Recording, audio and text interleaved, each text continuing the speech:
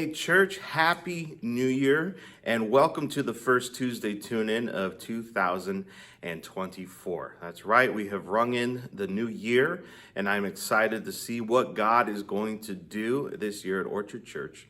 And I'm so thankful that you are part of our family, and thank you for watching these videos that sometimes I'm just like, I don't know what I'm going to do today.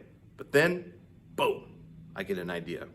And an idea I have for today is I just been thinking about, things that just overflow. Right now, it's raining outside in Chico. And what happens when it rains is things fill up with water, right? And the gutters on the side of the street overflow, gutters on houses and buildings start getting filled up and overflowing.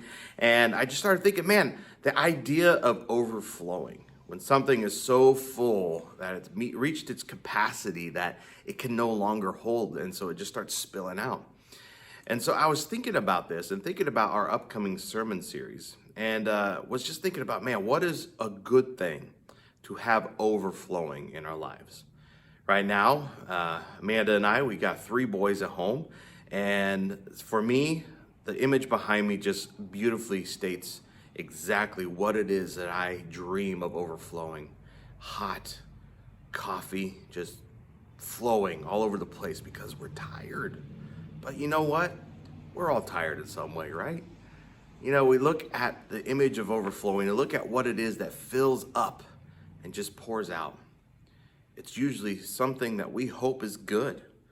Now, there are instances where it isn't good when things flood out, such as like a dam. We think back a few years ago in Oroville, the spillway that was starting to overflow and spill, and that wasn't good. It was tragic. We think about all the other times when something might be flooding and we don't need it to flood, like a bathtub in the house, right? We don't want that to overflow because that could do damage. And so there's 2 types of things that overflow, good things and bad things. But when we look at what we're going to be preaching on over the next few weeks, we're going to be focusing in on a verse out of Romans 15. And Paul says, I pray that God, the source of hope, will fill you completely with joy and peace because you trust in him. Then you will overflow with confident hope through the power of the Holy Spirit. So the next sermon series is going to be about overflowing hope, not overflowing coffee, not overflowing hot cocoa, not overflowing water, not any of that stuff, but overflowing hope. What does that look like? What does that mean? Where does it come from?